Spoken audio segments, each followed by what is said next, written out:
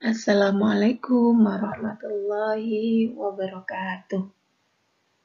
Bertemu kembali anak-anakku dengan Ustazah Nikmah.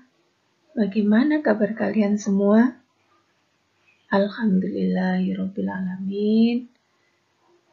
Mudah-mudahan kalian beserta keluarga selalu dalam keadaan sehat walafiat dan dalam lindungan Allah Subhanahu wa Ta'ala. Dan marilah bersama kita berdoa supaya pandemi corona ini segera berakhir dan kita bisa belajar lagi di sekolah. Oke? Nah, sebelum kita mulai pelajaran kita hari ini, alangkah baiknya kita bersama-sama mengucapkan basmalah. Bismillahirrahmanirrahim. Mudah-mudahan dengan bacaan basmalah tadi, Allah Subhanahu wa Ta'ala senantiasa memberikan kelancaran, kemudahan, dan keberkahan terhadap kegiatan yang kita lakukan. Anak-anakku, hari ini kita akan belajar tema 6 sub 2 pada pembelajaran keempat. Kali ini kita akan mempelajari tentang 1. Nah, itu dilihat pemandangan sebuah pulau di Indonesia, yang kedua tentang keanekaragaman, dan yang ketiga sebuah tarian yang ada di Indonesia. Itulah 3 yang akan kita pelajari hari ini. Penasaran? Ikutilah penjelasan Ustazah berikut ini. Nah, inilah pemandangan yang lebih jelas yang tadi sudah diperlihatkan Ustazah pada awal pembukaan tadi. Nah, ini adalah gambar dari siapa yang tahu? Iya, ini adalah Pulau Bali. Kita akan mengenal Pulau Bali. Di sini Ustazah akan sedikit mengenalkan sesuatu yang berhubungan dengan Pulau Bali. Berikut ini, perhatikan. Yang pertama adalah di Pulau Bali, karena masyarakat Bali banyak beragama Hindu, maka di sana terdapat banyak pura. Salah satunya yang terkenal adalah Pura Besaki. Maaf, Ustazah ulangi. Salah satu pura yang terkenal di Bali adalah Pura Besaki. Yang kedua, Pulau Bali dikenal dengan sebutan Pulau Dewata. Pengetahuan yang ketiga tentang Pulau Bali, upacara adat yang terkenal adalah ngaben. Siapa yang tahu ngaben? Ngaben adalah upacara pembakaran mayat. Jadi orang Hindu yang ada di Bali ketika meninggal, mereka dibakar. Nah, upacara pembakaran mayat tersebut disebut dengan ngaben. Itulah pengetahuan yang pertama tentang Pulau Bali. Selanjutnya yang akan kita pelajari adalah Kebhinneka Tunggal Ikaan, yaitu berbeda-beda tetapi tetap satu. Itulah semboyan Indonesia. Nah, di situ ada rumah adat, baju adat, dan beraneka suku yang ada di Indonesia. Semua bersatu dalam kesatuan, yaitu Indonesia.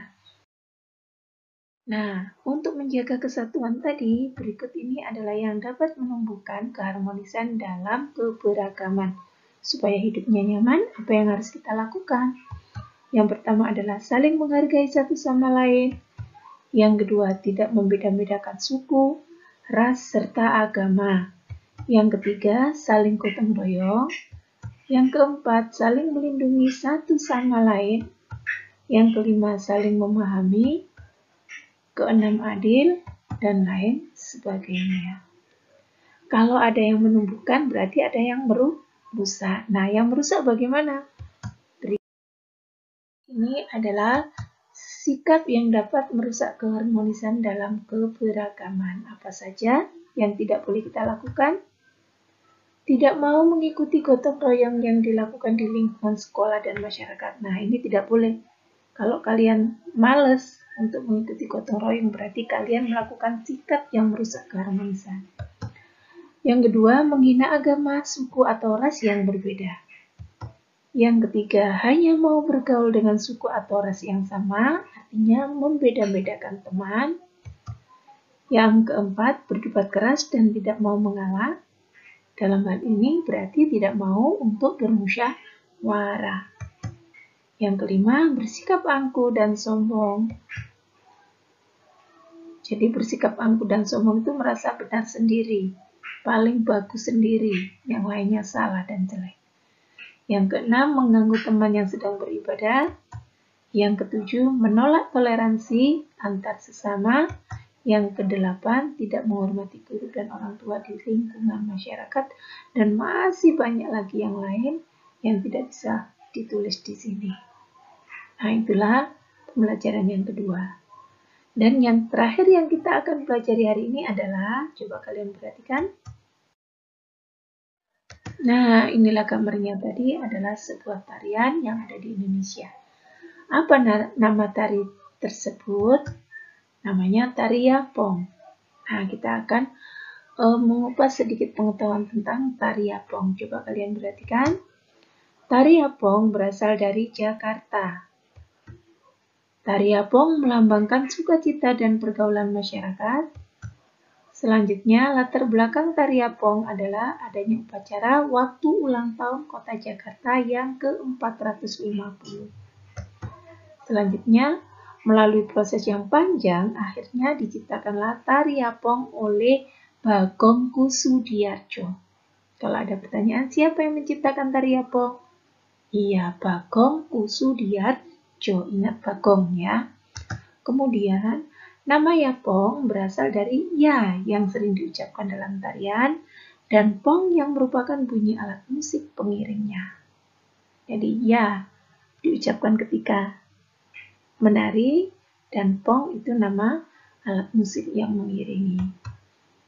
Nah, iringan musik tari Yapong antara lain rebana biang, rebana hadra, dan rebana ketimpring. Sedangkan gerakan tari Yapong antara lain gerak jalan mego lembiat kanan, enjer loncat, singgetan ngigel, dan gerak Yapong.